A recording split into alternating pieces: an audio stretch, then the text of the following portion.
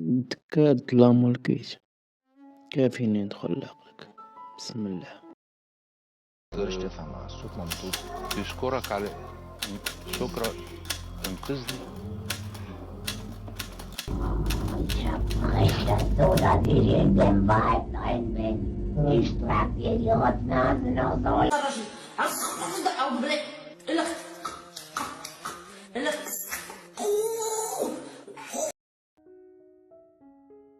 عمرك سمعتي صوت الجنون؟ في هاد الفيديو غادي نسمعك صوتو، الا بقيتي متبعني ان الله نطلعهم لك في الفيديو تشوفو كنضحكو. كمل معايا القصه على الاخر باش نسمعك الصوت ديالو. مشينا. ممثل محمد رجب، ممثل اللي هو مشهور وعنده مسلسلات وافلام بزاف هاد الاونه الاخيره، سجل الصوت ديال الجن وغادي تسمع التسجيل بعد شويه، ولكن غير ملاحظه صغيره، كلشي اللي غادي تسمعو راه على حساب كلام ديال الممثل محمد رجب. محمد رجب في البداية ديال المسار ديالو في التمثيل كان عنده جوج ديال المشاهد خاصو يصورهم من المسلسل. البلاصه ديال التصوير كانت في بورسعيد ومحمد كان ساكن في القاهره، وكان خاصو قبل التصوير بنهار يمشي للبلاصه باش يديروا البروفا ويتدربوا على النصوص. ديك الساعه قرر باش يمشي لبورسعيد ويبقى تما تيسالي جميع المشاهد اللي خاصو يمثلوه، من بعد يرجع لدارو اللي كاينه في القاهره. احسن ما يمشي للبروفا ويرجع وبقى غادي جاي كل نهار، يعني باش يختصر الوقت كانت الطريق بعيده بين دارو اللي في القاهره وبين بلاصه التصوير اللي في بورسعيد. وفي مدينه بورسعيد ما كان عنده حتى شي دار فين يسكن، داكشي علاش كرا واحد الدويره اللي هي صغيره اللي كانت قريبه لبلاصه التصوير باش يبات فيها يومين، ولكن ديك الدار كانت بعيده شويه وكان خاصو يركب في واحد المينيبيس باش يوصل. كان كيدوز من شارع سميتو شارع القنطره، هو طريق رئيسي طويل. منين وصل المحطه ما كان حتى شي مينيبيس غير واحد، ولكن هو اخر مينيبيس غادي يخرج حيت الوقت تعطل ديك الساعه. طاح الباص. ركبت ميكروباص، وقفت الموقف ملقيتش غير ميكروباص واحد، كان اخر ميكروباص. شاورت له، لقيت فيه شيخ راجل كبير كده راكب جنب السواق لابس عباية بني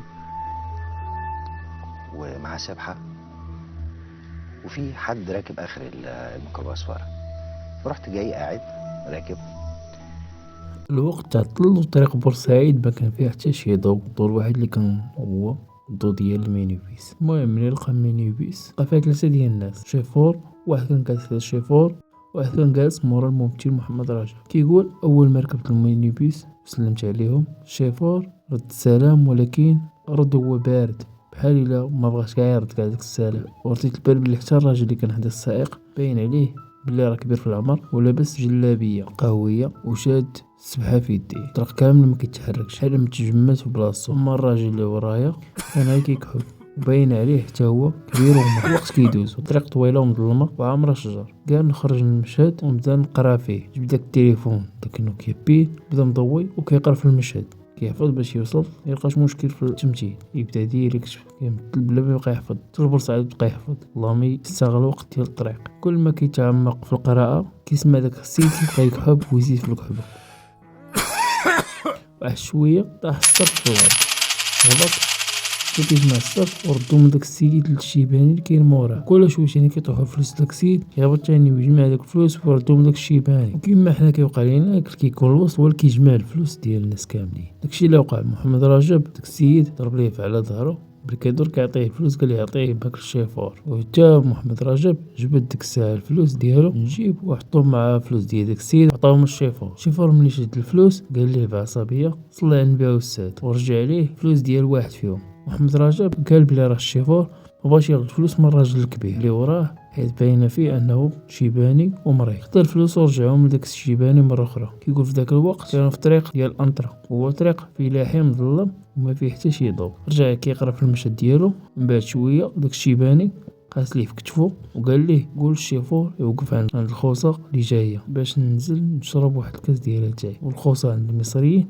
كانت بحال بلاصه في الطريق كيوقفوا فيها الناس باش يشربوا اتاي ولا قهوه وهما مسافرين. محمد رجب قال للشيفور وقف الله يحفظك عند ديك الخوصه، راه كاين اللي غادي ينزل. السائق ما ردش عليه وما شافش فيه وما عطاه حتى شي اهتمام. رجع كيقرا في المشهد ديالو حتى قربوا لديك الخوصه. داك الشيباني قاسو تاني في كتفو وقال ليه قول ليه يوقف صابر حنا وصلنا. وداكشي اللي وقع قال الشيفور مره اخرى وعاوتاني داك الشيفور ما ردش عليه حتى وصلت الطوموبيل قدام الخوصه ووقفات بوحدها. الراجل اللي حدا السائق بقى ساكت بحال ما كاينش وما تحركش بمره. بقى واحد السكاس في الطوموبيل. الشيباني اللي ورا محمد رجب نزل ودخل الخوصه.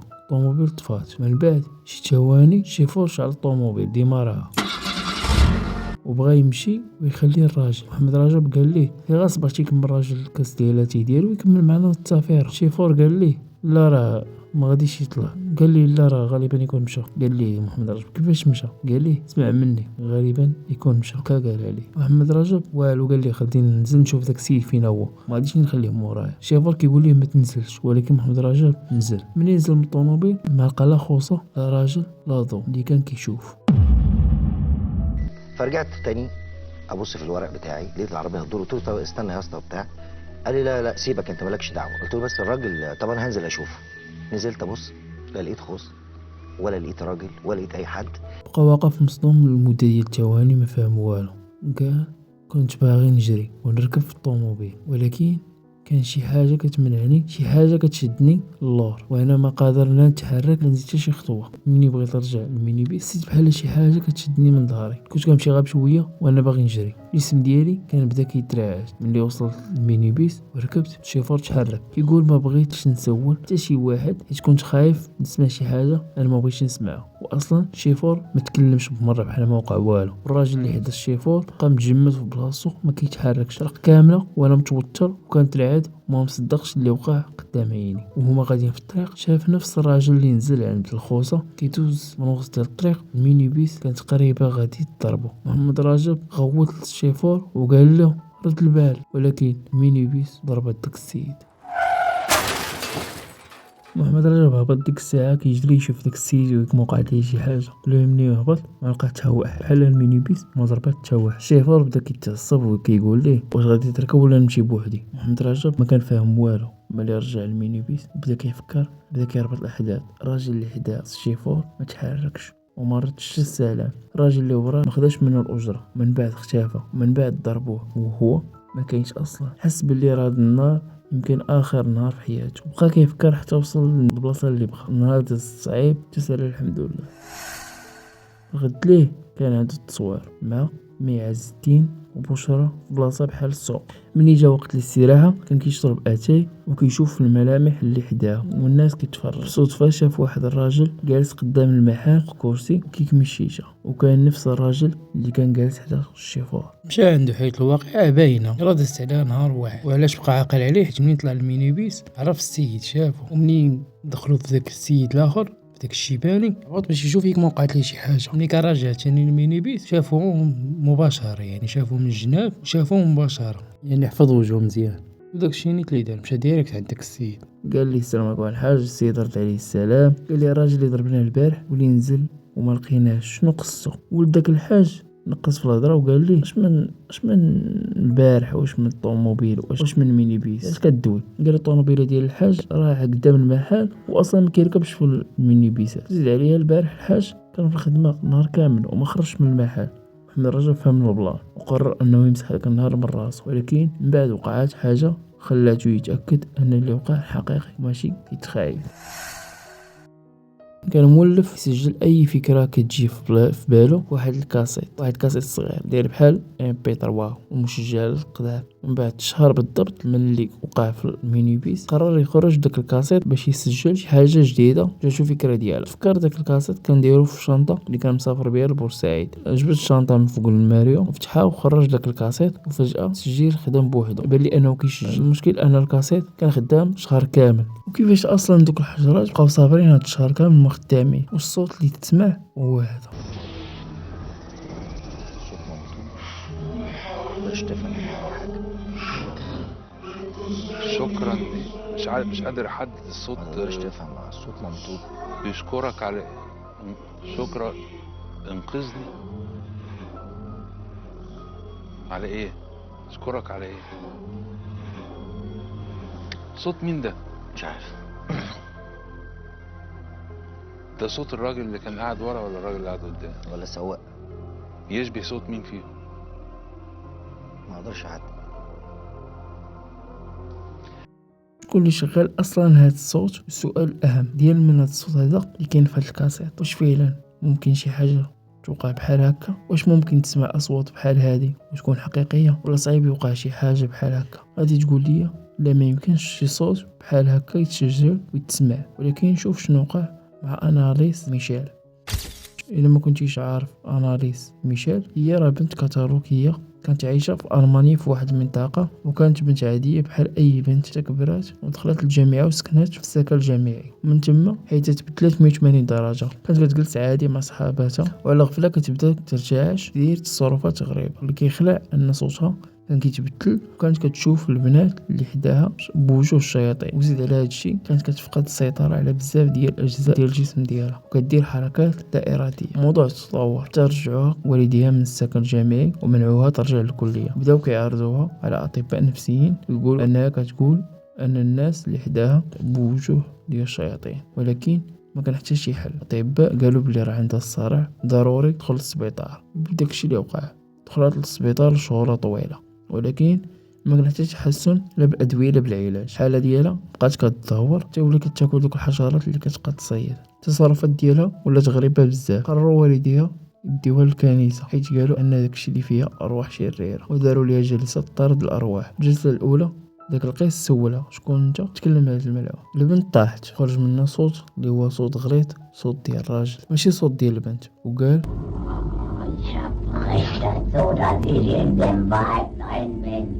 Ich trag dir die Rotznasen noch so lang, bis es lebt wird. Saublöde Weib. Und geht kein zurück. Nee! In alle Ewigkeit! Wer ich, der Judas und der Nero, der Kain und der Hitler. 5 Zimmer. Das ist das 6. Oh, den haben wir gelogen. وقالوا انهم ستة ذكروا اسماء ديالهم، واخا ان الجلسات كانت 2 المرات في الاسبوع، العلاج بقى 2 عام كامله. البنت بقات كتعالج لمده ديال 2 عام كامله. الحاله ديالها بقات كتسوء اكثر واكثر حتى وصل الوزن ديالها 37 كيلوغرام. والبنت كانت كتكون قويه بزاف. كانوا بعض المرات 4 ديال الرجال خصهم يشدوها باش يتحكموا فيها، وكانوا كيربطوها بسلاسل ديال الحديد. دوك السلاسل كيكونوا قويين وغلاظ. سجلوا ليها 4 ديال الأشرطة في 40 جلسة، وآخر كلمات خرجت من فمها كانت أتوسل من أجل المغفرة. ومن بعد مات. من بعد ما مات ميشيل، شدوا والديها بتهمة الإهمال، وقالوا ليهم إلا كنتم مهتمين بها ما خليتوهاش في هذه الحالة ما كانش غادي تموت. واخا أن والديها قدموا تسجيلات كما كانوا كثيرين وكاتبين الحالة ديال بنتهم بأنها ما كانتش عادية، وباللي الأصوات كانت كتكلم للداخل ديالها. المحكمة قالت هادشي كامل غير مرض نفسي، ما كاين لا جين لا أرواح شريرة في الجسم ديال الإنسان. كان واحد الفيديو ديال واحد التونسية تشهر بزاف في اليوتيوب، نسمعكم مقطع منه باش تفهموا تاني عند المسلمين شنو كيوقع. من ذكر من ربهم محدث الا السحر اعوذ بالله الشيطان الرجيم، الا السحر اعوذ بالله الشيطان الرجيم، اعوذ بالله الا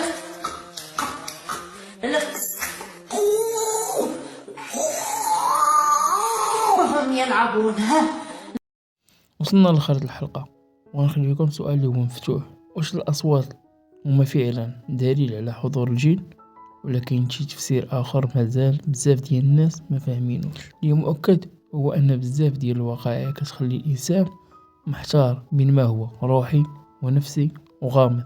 القصة ديال اليوم ماشي باش نخلعكم وماشي باش نفرض رأيي عليكم، ولكن باش نفتحوا باب ديال التفكير والنقاش. إذا كانت عندك تجربة أو لا رأي أو لا تفسير اكتبوا لي في التعليقات. ومتنساش كاين بزاف ديال الأسرار اللي ما كتبانش بالعين، ولكن الأثر ديالها كيبقى. نشوفكم في حلقة جديدة إن شاء الله.